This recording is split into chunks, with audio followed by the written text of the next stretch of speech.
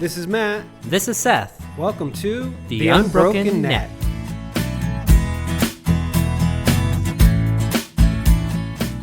This is a podcast where we're going to share with you some ridiculous ideas. Yeah, and who cares if you believe what we believe? Just think for yourself. That's all we're asking.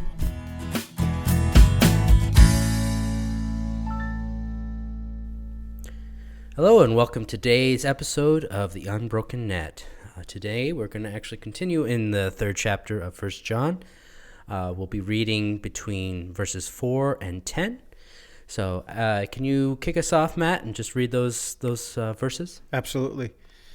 Everyone who makes a practice of sinning also practices lawlessness. Sin is lawlessness.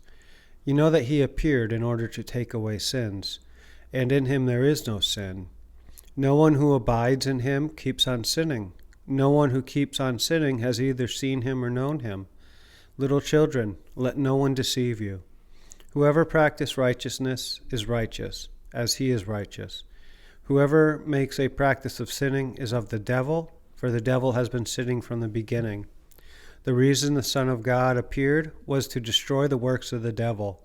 No one born of God makes a practice of sinning, for God's seed abides in him, and he cannot keep on sinning, because he has been born of God. By this it is evident who are the children of God and who are the children of the devil.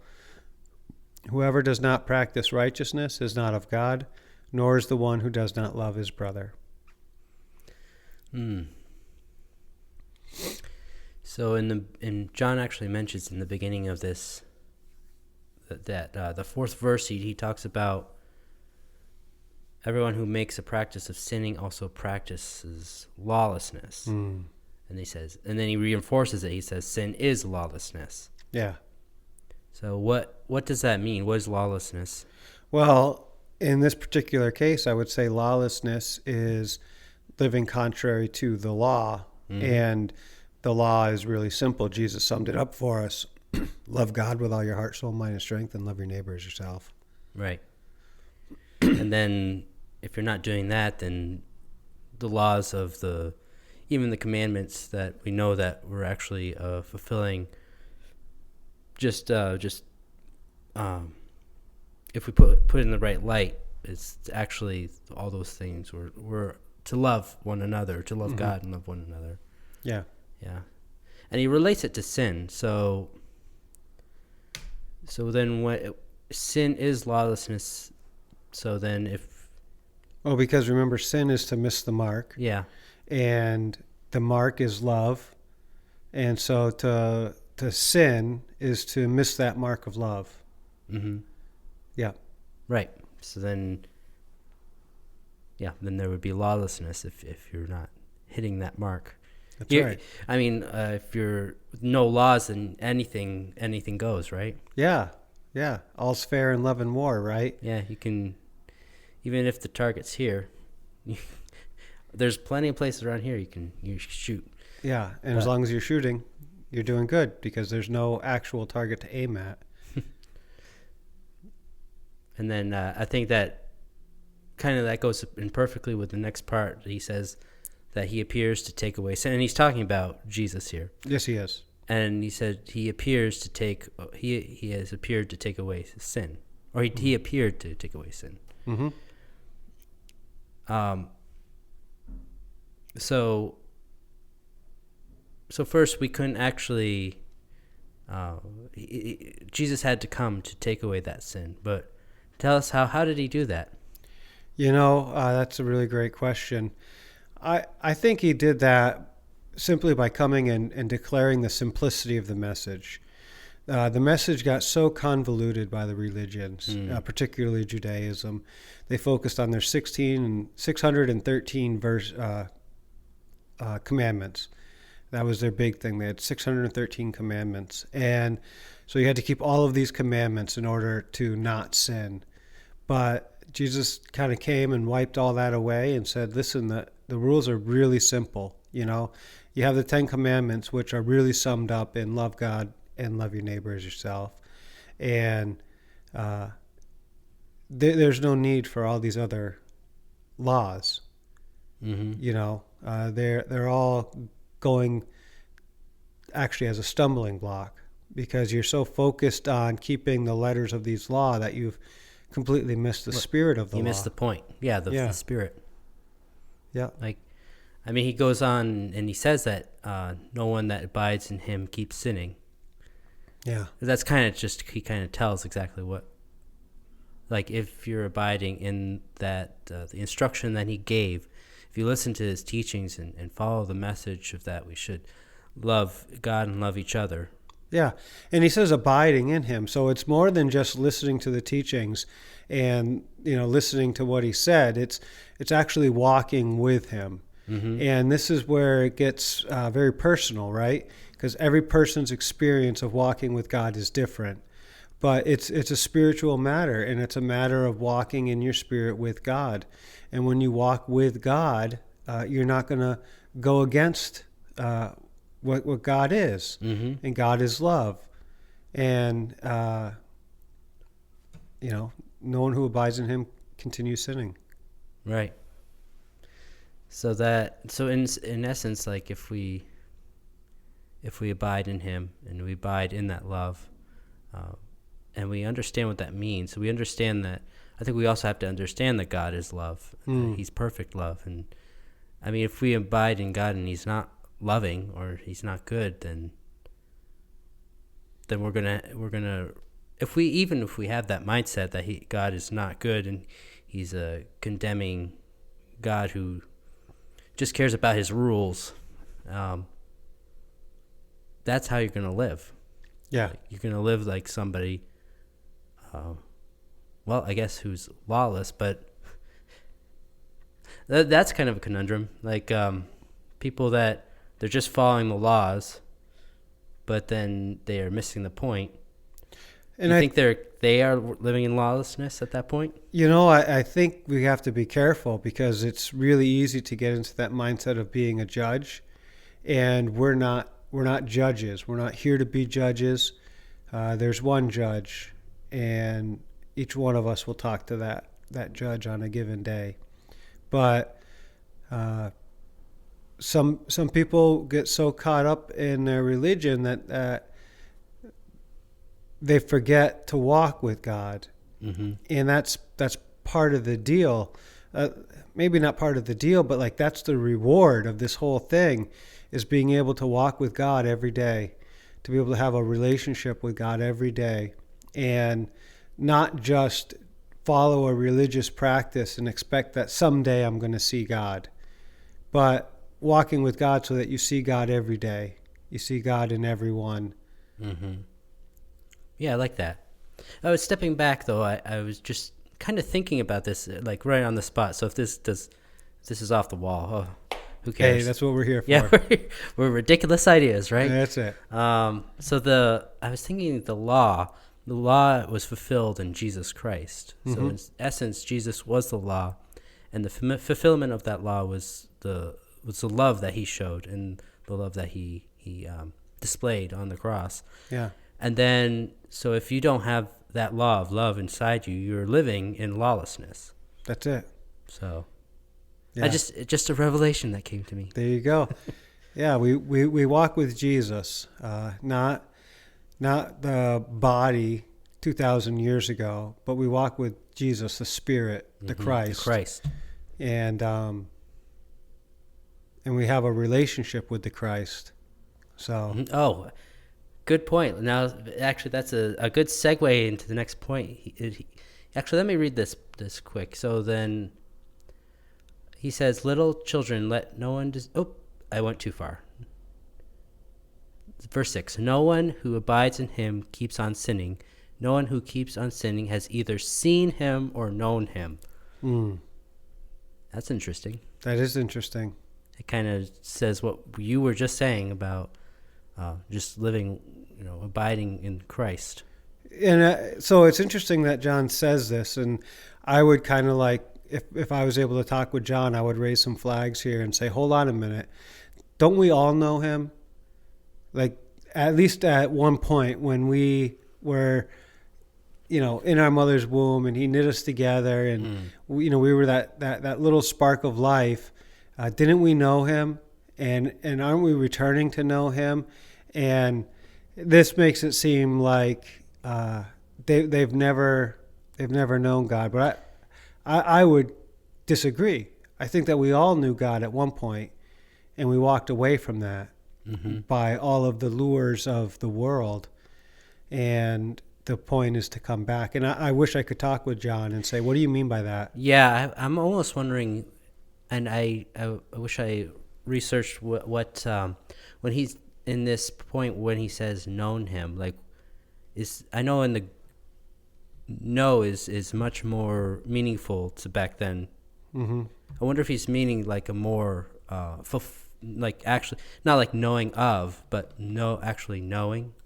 Yeah, and this is the word gnosko, and it's to know, to come to know, to gain or receive a knowledge. It implies a completed action. So you know it completely. Mm-hmm. Do you know what I mean? Getting full revelation of. Yeah.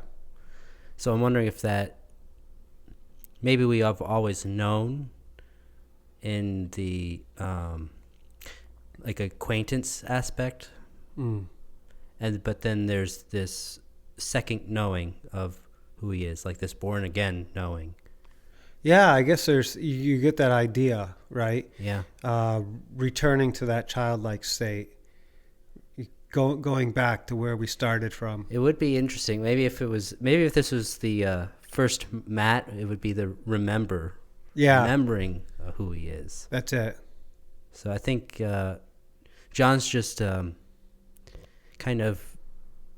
I think what he's saying is like they've never seen or known him. He's saying that they haven't remembered. Yeah. Or they haven't remembered what they knew when they were children. That's how I read it. Yeah. And probably if you sat down with John, it's probably like, yeah, that makes sense. That makes sense.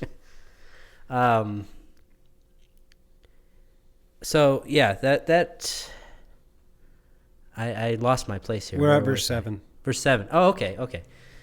So now he talks about practicing righteousness. Mm-hmm. So little children, let no one deceive you. Whoever practices righteousness is righteous. All right. Righteous. Yeah. We've talked about righteousness already. Yeah. We've covered that. But then he goes on.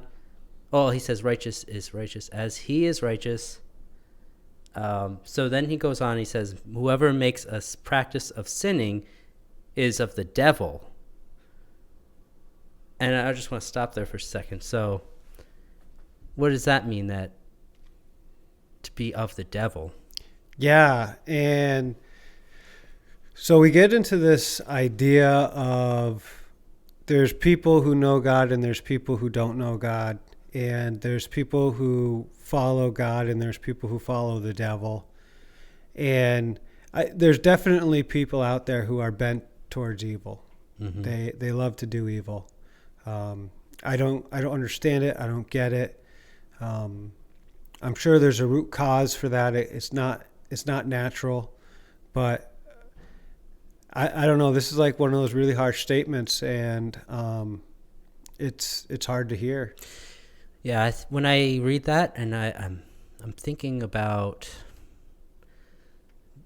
that, makes me think of somebody who's very selfish and very flesh oriented. Mm-hmm.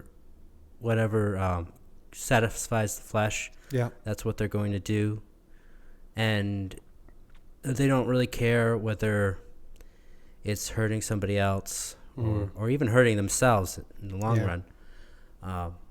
And so I think some people, they're just lost. And what is who is the devil? He's the liar. Yeah. And the accuser. So what does it mean to be like? I think does he say you're the son of the devil somewhere on that? I forgot, but it doesn't matter. It doesn't matter. Children of the devil. Yeah. Verse okay. 10. Children of the devil. I knew it was in there somewhere. Verse 10. We'll probably talk. Oh, you know what? We'll talk about that later. But we will. I'm just thinking that somebody who's actually just lying to themselves. Yeah. Like, and I don't want to quite equate it to like, well, was thinking about there are also people that are very lost, and I think the devil has tricked them and into like some addictions and how that they're really lying to themselves that that's really fulfilling them, or maybe they're just stuck in it. I think there's many aspects to this. I don't think it's just people who are like out to for their own gratification. Yeah. I don't think it's quite as black and white as John's making this sound like. Yeah. I think there's a lot of gray area. And I think within each of us, if we're honest and we search ourselves, we'll say, you know, there are times when I do practice righteousness, but there's also times where I might fall into that doing evil. But just in the little things, like being selfish or not taking time to be considerate to the person in front of you, or things like that. You know, instead of walking in patience, sometimes we walk in hastiness, and that's different, I think, than practicing sin. But, yeah, probably is. Yeah. Yeah, there's probably a separation there. Yeah. But I have a hard time with black and whites. Yeah. Yeah, me too. Yeah. So then, we're probably good. We'll touch on that again because he does mention it he again. goes into it. Maybe we'll get a little more clarity as we go in. So then whoever makes a practice, so we read that. And then the reason the Son of God appeared was to destroy the works of the devil. So it seems like throughout this whole book, John's just repeating himself over and over. Yeah. And do you think he does that when something is really important, he wants you to know? Yeah, and maybe it's because there's really not a lot to the whole message. He's just reiterating the points of the message. God is light, and in him there's no darkness at all. You know, and then we have this contrast, right? If we walk in darkness, we're not in the light. And here we have it again when, he's talking about this, making a practice of sin versus practice of righteousness, walk in the light, walk in the dark. And then Jesus appeared to destroy the works of the devil. Jesus appeared to shine light, right? To take away the darkness. Right. And so... yeah. So going on further, he does talk about no one born of God makes a practicing of sin. Okay, here it is. The seed abides in him. So God's seed abides in him, and he cannot keep on sinning because he has been born of God. So what is it? What's that seed? That seed, I would suggest, is like it's the spirit. It's the part of us that's directly connected with God. And maybe we could even say that it ties into our conscience. So we know when we've missed the mark. We feel it. At least I do. Maybe not everyone does, but I know it when I've erred, and I can't live in error. It doesn't feel right. It doesn't satisfy it. It only makes things more depressing and more difficult. So, and I believe that's thanks given to the Spirit of God that dwells in me. Right. Yeah, knowing that you're going to be more fulfilled to live who you were made to be. Yeah. To be living in the likeness of the Creator of God, who is love. That's it. So now we're at verse 10, and he says, by this it is evident who are the children of God and who are the children of the devil. And whoever does not practice righteousness is not of God, nor is the one who does not love his brother. Yeah, so there we have the children of the devil. So that's what I was thinking of. Yeah. I knew he said it somewhere. Yeah. Verse 10. Yeah. But so to kind of go back to that thought of the children of the devil, I think that a lot of times we can lie to ourselves about who we are. Yeah. Like when we're stuck in a rut and we kind of lie to ourselves that we are kind of a child of the devil because look at what I keep doing. Yeah. Look, why do I keep doing this? And I think Jesus had to come and tell us that, well, that's not who you are. You don't know what spirit you are of. Yeah. And that we have to repent of the way we're thinking about ourselves in order to feel that freedom, to have that freedom from the that chamber that we've built for ourselves. Mm-hmm. Mm-hmm. Yeah. Yep. And just that constant lying of who you are, who we are. Yeah. Remember. Right. Yep. And and then he ends by saying, which I think is very interesting. I think he wanted to make it very clear what he means when, what it means to not practice righteousness. And he says, at the end, he says, nor is the one who does not love his brother. Mm-hmm. And I don't think it's, well, you're either practicing righteousness or maybe you're not loving your brother. I think it's one and the same. Yeah. Yep.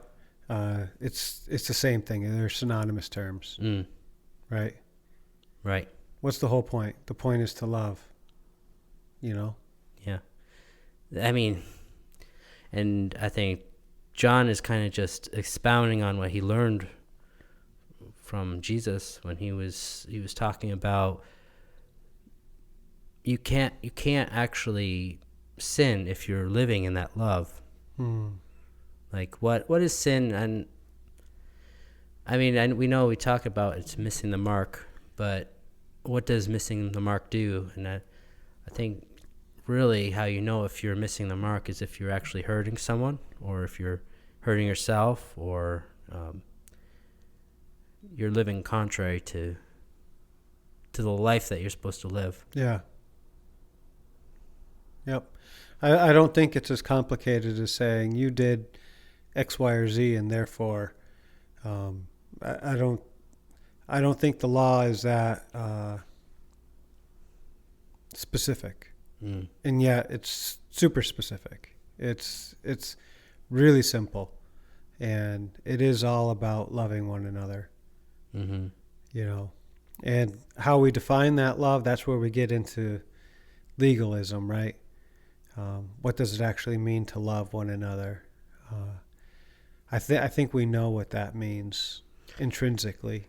Yeah, or I think actually where we get stuck is when we don't care about how that relates to love. Yeah. And we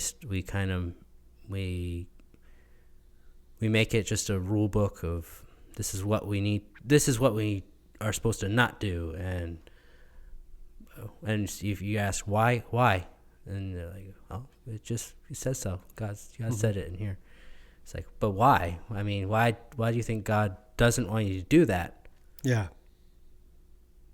It's like, I think we're in the earlier passage, John talks about that. What does he say? He says that you already know. Yeah. I'm not writing these things so that you will know, but because you already know. Yeah. Something like that. So it's really that understanding that you already know how to not sin. Yeah. You already know that. You already know it's contrary to what's life-giving. Yeah. Just believe it. Just believe it, and have the courage and the fortitude to live that way. You don't have to follow the crowd.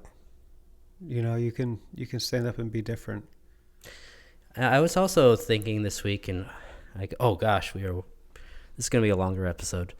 But I was thinking about there's two kinds of people, or two ways we can relate with people. You can either be an advocate, which is what Jesus was, right? Mm-hmm. Or you can be an accuser. That's it. And if you're the accuser, what son are you of? That's it. Whose pattern are you following? And then on the converse, whose son are you if you are the advocate? That's right. Yep. We should advocate for one another. We should stick up for one another. We should have the courage to do what's right, no matter what. Right. Because that's what our Father is like. That's what our advocate is like. That's what our brother Jesus is like. Right. Yeah. He sticks up for the people who are being pushed down. Right. So don't go around accusing people. Yeah, don't be an accuser. But well, we better wrap this up. We better today. wrap this up. Yeah, we do appreciate you listening today, and hopefully you got something good out of this. And if you did, go ahead, give us a thumbs up, or just like us on whatever podcast platform you're listening to us on. And if you really liked us, go ahead and subscribe so you can keep catching our episodes as we keep putting them out every week. You take care now. Bye now.